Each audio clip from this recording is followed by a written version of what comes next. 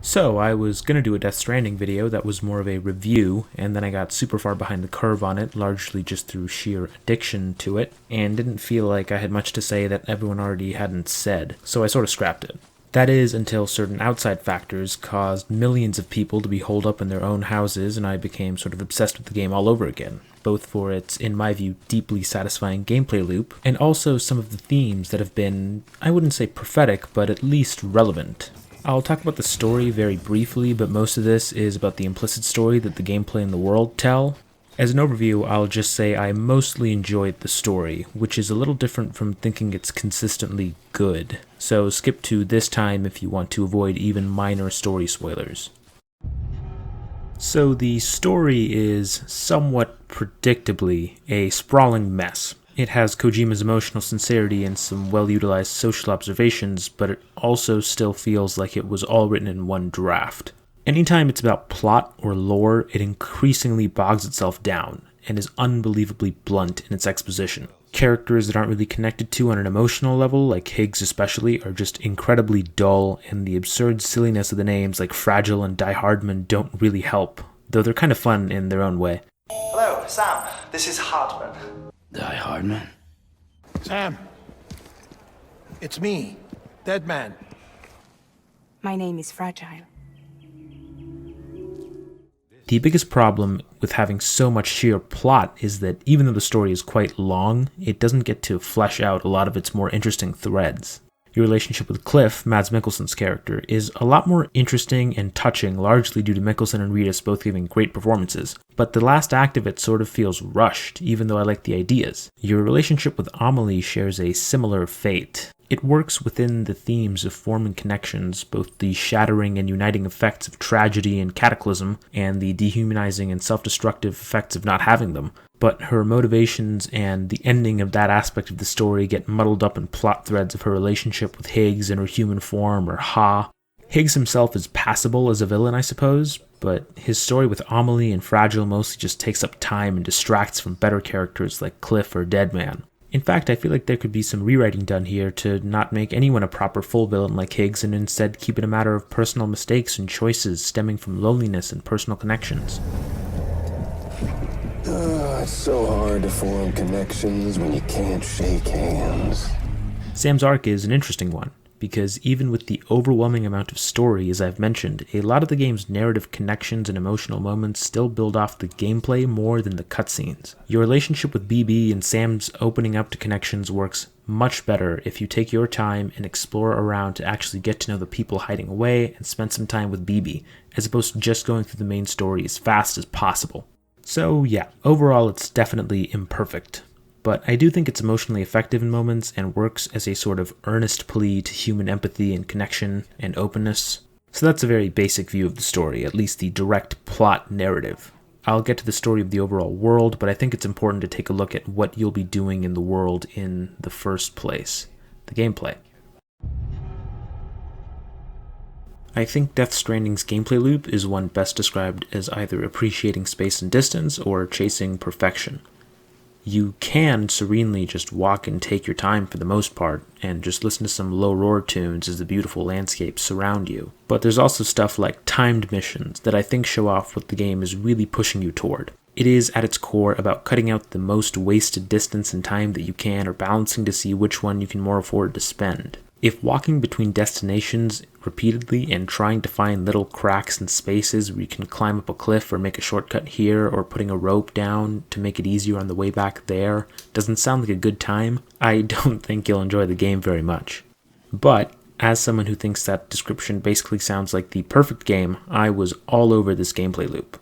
I loved, at first, awkwardly making my way up a mountain, using tons of ladders and ropes, and then over time shaving off time spent on the trip and finding more convenient and efficient routes. There is a consequence here, though. While this loop of slowly improving and streamlining pathways can be incredibly rewarding and fulfilling for a long chunk of the game, there is also a feeling of just hitting a plateau, and everything becoming kind of a chore when you get to the end. I was sort of reminded of Stardew Valley. I find it really fun to start a farm in that game, and to till the soil and water the crops. Eventually though, once I have the sprinklers and the automatic animal feeders and almost everything on the farm itself is automated, I find the game sort of tedious. I actually often start new games in Stardew Valley, and will probably do the same here. And yes, I didn't have to build roads and zip lines, just like I didn't have to make a system of sprinklers or upgrade my coop. But I felt that to be the natural conclusion to chasing efficiency and trying to get as many deliveries in single trips as possible. Again, I don't think this is a critical flaw. I played the game for a long time before I got bored of it, but it is a consequence of building a gameplay loop around the idea of terrain and time as the enemy, of repeated trips back and forth in an effort to get better results. Once you get close to the best you can, subsequent trips are kinda just tedium. Also, some minor gripes for the traversal portion of the gameplay, which I otherwise think is pretty great. I didn't have too much trouble with the vehicle, but the trike can get stuck in ways that seem like it's magnetically locked to something, and it doesn't always make sense. The auto sort function for getting your deliveries on your back really annoys me. It's not so much that it's there, I'm okay with that for people who want to use it, it's that it seems clearly designed to be the default choice. If I want to reorganize stuff on my back manually, I have to take all the things I have off and then stack them one by one in the order that I want. And in a game about building efficiency, I honestly think it would be a kind of fun minigame to have greater control stacking the cargo the way I wanted. I thought the UI, though not aesthetically pleasing, was mostly decent in terms of functionality, but the map is sorely lacking. It is mildly helpful if you set a path and then tilt to check the path, but it is borderline completely useless in actually helping you set the path in the first place. Now, terrain isn't the only enemy. These are, for the most part, separated into 3 different groups. There's the bandits called mules, the BTs, and a more traditional action enemy for limited narrative engagements. There are subgroups within these first 2 groups, but we'll get into that. For the mules, you have a few options. You can circumvent them entirely, of course, and this is a viable strategy for pretty much all mule camps in the game. It wastes time, but then so does fighting them, so that's a choice you have to make right there. Your other option is, as I said, fighting them. You have a bola gun, some grenade types, later on you get some stun pistols and rifles that you can use to take out multiple people without reloading. You can also use melee, which consists of punching, hitting with packages, or straight up throwing packages at them. It's not particularly efficient, but it's pretty fun. The third and probably most time-consuming option is attempting to sneak past, meaning not circumventing them entirely, but cutting through their territory without being seen. This is sort of an exercise in futility, and I'll expand on why in just a minute. But first, your options when dealing with the BTs. In a similar way, you have the option of circumventing the region entirely and just going around them, though I found that this was a bit harder than with the mules a lot of the time. It seems the game is much more insistent on you going through BT regions at least some of the time in the story than the mule regions. You can also sneak through the BT areas to get where you need to go, something that, unlike with the mules, is possible and often the fastest and even easiest way through them. Your little tool, called an Oberdeck, does most of the work, and it's usually not difficult at all to find your way past them. You can get into combat situations and take out entire swaths of BTs at a time with grenades. There's also other weapons, but I never really found much use for them. There's also meleeing of sorts. You can eventually cut them down when you get close enough to them undetected, but this is less a new option of play and more just a way to make sneaking through easier. The third narrative-based encounters I won't spoil, but they basically require combat, and the combat is fine. The settings are cool and the visuals are neat, nothing's particularly difficult, aiming is functional, it's cool enough and it's in small doses. Stamp of approval, I guess. Back to the other 2, you might have noticed that despite these being 2 very different types of enemies on paper, the actual strategies and options present share a lot of similarities. It's not too big a deal, because I usually found the best way when dealing with mules was combat or circumvention, while the best way with the BTs was sneaking through directly. So I wasn't doing the same thing over and over again, but it definitely doesn't help with the danger of monotony the game risks at every moment. As for why sneaking through mule camps is an exercise in futility, that does bring up the other issue with the game in this regard. It's really not hard, even in hard mode. The mules at the beginning are really easy to overtake with just the most basic of equipment, especially if you're not totally insistent on preserving all your packages at 100% quality. Sneaking through a camp honestly takes way longer and is way more effort than just sprinting through and fighting any opposition that comes up. The BTs, by contrast, did feel a little bit like a real threat to me at first, but that was before I realized exactly how the BT tracker in the Oberdeck actually worked. Side note, the game explains it to you in a little more detail than I thought, but the text before the update was so small that I missed a few of the tutorial explanations early on. That's since been updated, so if that's a problem you think you'll run into, change the text size in the settings. It pretty much tells you exactly what you can and can't avoid, which way is best to go, and a significant number of BTs just stand still. So they stop being a threat fairly quickly, especially once you get the grenades. There are also bigger BTs, but as far as I could tell, they're basically the same except they take more ammo to kill. The fairly non-threatening nature of the BTs does sort of become an issue, especially in terms of the dissonance it has with the story. Within the story, BTs are insanely powerful and terrifying creatures that you are meant to fear and dread. Within the gameplay, they are basically like a collective of when stealth section NPCs get glitched into not being able to move or see. Honestly, the mules later in the game with stronger weapons are more threatening than the otherworldly, unkillable ghost creatures that you're supposed to be so terrified of.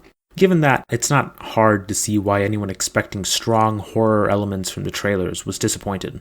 I'll only show footage of one boss fight, and yes, there are boss fights, from Chapter 2, which is fine by me because I'm only going to touch on it briefly. The boss fights are, I guess, passable, but also don't really evolve in any way. The strategy you see here of just scrambling around searching for ammo and firing at your targets for a long padded out time is basically the strategy for 90% of them. They're not bad, but I also don't know if they justify their existence, really. And I think that sort of defines the game really well in terms of its game design. It feels like a niche sort of indie low-budget delivery simulator, which has been turned into this action-y game in parts in an effort to justify budget and price, and also just because that's the gaming space that Kojima probably understands and excels in. While that creates weird moments of dissonance in the story and the gameplay, the fact that this game exists at this budget and scale also makes it beautiful and large scale in a way that I don't think a smaller game would likely be. I think that's about all I have to say on the gameplay on its own. It's weird and unique and doesn't quite manage to nail all of its many elements or bring them together seamlessly, but the sheer weirdness of these ideas and elements was more than enough to keep me going and keep me entertained. But honestly, I think Death Stranding is one of those games that gets really good when you don't have the constraints of the story weighing you down, in large open areas and in its side missions. While again, I think the story is flawed but interesting and enjoyable, the world is the real star of the show. So, let's get to it. Death Stranding takes place in an apocalyptic world in which the American landscape has been radically reformed into Scandinavian mountain ranges, leaving only small pockets of close-knit cities with many people being confined to tiny spaces in remote corners of its map. It's not an exact replication, but this seems to be an effort to mimic the American city versus rural living divide. You, as Sam Porter Bridges, or Sam Porter sometimes, exist to bridge the gap between the two, an employee of a delivery company that wants to reconnect America. I feel like in a less totally earnest and almost naive game, this would be kind of an in-joke about the ridiculousness of fake humanist and relatable front that corporations put on, but that's not really what it is here. That being said, there are compelling parallels and commentaries to be found. It starts with your status within the game. Delivery man has not been considered a particularly important position under most circumstances in modern society. It hasn't been well paid, and worker treatment hasn't been known to be all that great. But during a pandemic, though it's still very much not well paid, the position has proven itself an invaluable one. In the game, you deliver necessary and sometimes unnecessary goods to secluded outposts in a time when people are afraid and unwilling to go outside, for good reason. You are an essential worker. Now, I think in an indie game or even just a non-Kojima version of this game, you'd see something like a different protagonist every time you died, a conveyor belt of humans serving the largely thankless work of transporting essential goods in an apocalyptic world. That can't really be the case here because Kojima Productions paid for Norman Reedus, so you're gonna get Norman Reedus, damn it.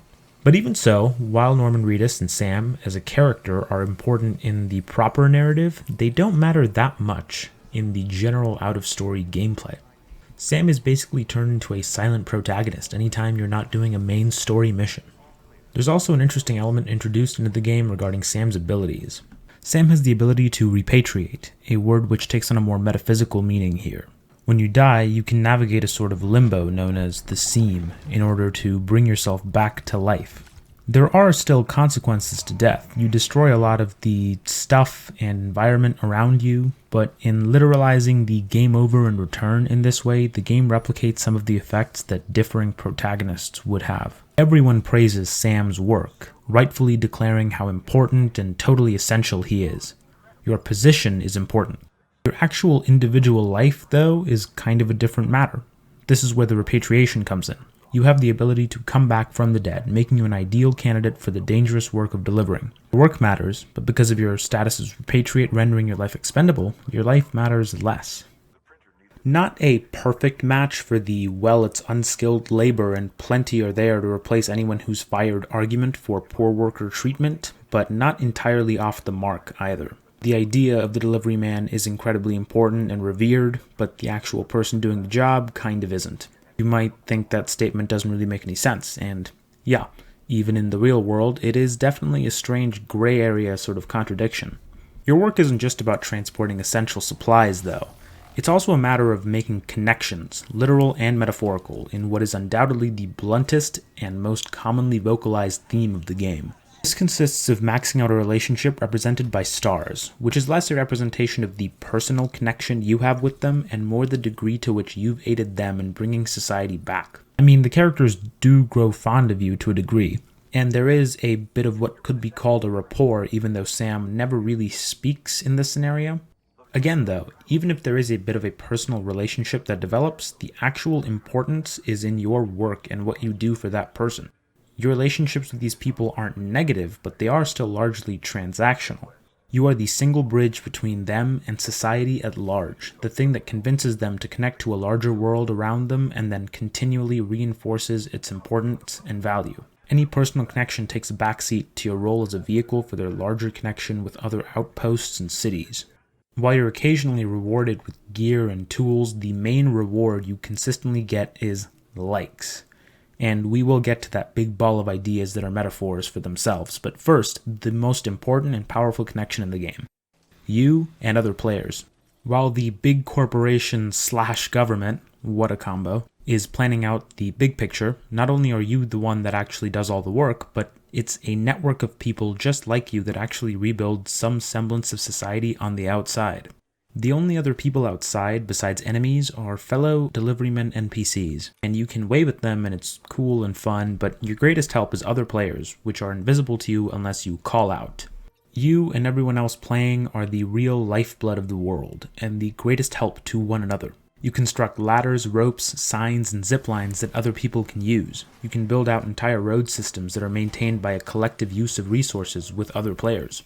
To be clear, every player needs to build their own roads at first, but once the road has been built, the maintenance of it seems to be a shared pool of resources between players. You can construct shelters on the sides of roads or right before or after difficult zones, make rain shelters in timefall-prone zones so you and other players have places to rest and repair your package containers. And eventually there are other deliverymen and therefore you're not quite alone, and this begins to feel like a return to civilization of some form. There's kind of another side to this coin. When you start the game, the terrain is much harsher to you, yes, but it's also really kind of beautiful. And over time, you pave over that nature with roads and shelters and bike charging stations and whatnot. The game does address the sort of implicit similarity to Manifest Destiny in, to my knowledge, one text log, but that acknowledgement kind of just consists of, yeah, this is sort of similar to Manifest Destiny, but relax, don't worry about it, we're good guys this time. There are reasons this is mitigated. The timefall is a sort of boon to plant life, but seems to have decimated animal populations. The only thing you really see are birds, and even they die almost immediately.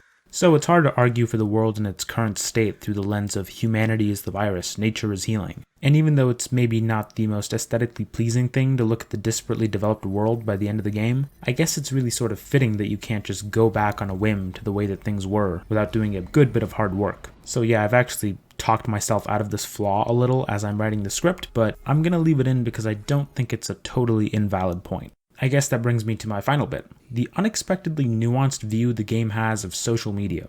When it first opened with things like your phone is literally a handcuff, I wasn't expecting too much. The actual premise for the social media is very strange in a Kojima favorite fashion. Basically within the game, they use a chiral network which feeds off the same energy that the beach and BTs give off, so it's basically like the internet except it's powered by ghosts. Essentially, the game built the internet except weird and chiral so it could comment on the real internet, serving as a metaphor for essentially itself. But instead of being social media bad, get off your phones, kids, there's a middle ground present here. Whenever you complete a delivery, you get awarded likes by the person you deliver to. These likes aren't totally useless or anything. You get points in delivering classes that give you stat boosts and such, but they are superfluous. You see stat and class advancements separately, and there doesn't seem to be any real use to the social media aesthetic at first glance. But there's also likes you can get from players. Whenever you build a useful structure, for example, players can give you likes to let you know how much they appreciate it. Likes from other players hit differently compared to likes from NPCs, or at least did for me. These feel like representations of real relationships you forged, because in a sense they are. These small but meaningful bits of connections from real people and pre-programmed NPCs that basically just say, good job, keep it up, let's have a moment of silence out of respect for our essential workers or whatever while really doing nothing. These are both filtered through the same system of engagement. A thumbs up from a real human being who genuinely appreciates the help and basically a Twitter bot have the same like button that they press. This is, even if accidentally, a great encapsulation of a particular facet of social media engagement systems. People who like your deeply personal thread because it's actually helpful and moving to them, people who retweet every single one of your posts because they think you're hot, a Wendy's Twitter account that tells you they're sorry about your grandfather's passing before giving you a coupon for their 100% fresh burgers or whatever corporate accounts are doing now, and random bots all have to/get to use the same system of engagement. This probably sounds like I hate the NPCs or I don't see any value in them or something, and that's not the case. I even think quite a few of them are pretty fun. I think it's really great that BB and even the BTs eventually can give you likes because those are genuine connections, not basically just people that you're working for. But I do think it's really interesting that NPCs you're interacting with largely transactionally and people that you're helping and are being helped by out in the world are relegated to using the same like system. So it's not like social media is a complete negative in Death Stranding. In the unsure post-apocalyptic time when physical distance is impossible to bridge without some sort of middleman, online engagement systems are the best thing we have, and they're clearly better than nothing. But they're also not without flaws, especially something like Twitter or Facebook that the like system seems to be highlighting. The likes on these platforms lack the nuance of real-world conversation and interaction. They're far from valueless, but they don't filter out noise the way that you can in the real world. But even if the ways you interact with them have flaws, it's interactions that can be shown halfway around the world and recorded at any time. And as much as I expected some boomer back in my day nonsense at the start, even though in hindsight I should have known better as a massive Metal Gear Solid 2 fan, I was pretty impressed with the thoughtfulness that's actually present here.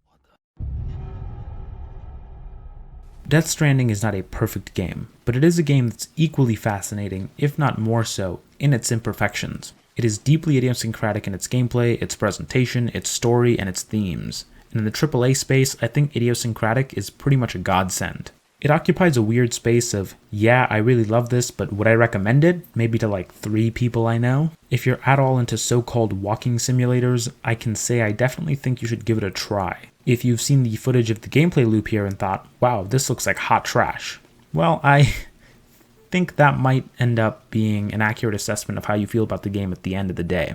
All I can say at the end of the day is I've spent well over 60 hours in the game and I will probably spend another 60, and that kind of speaks for itself.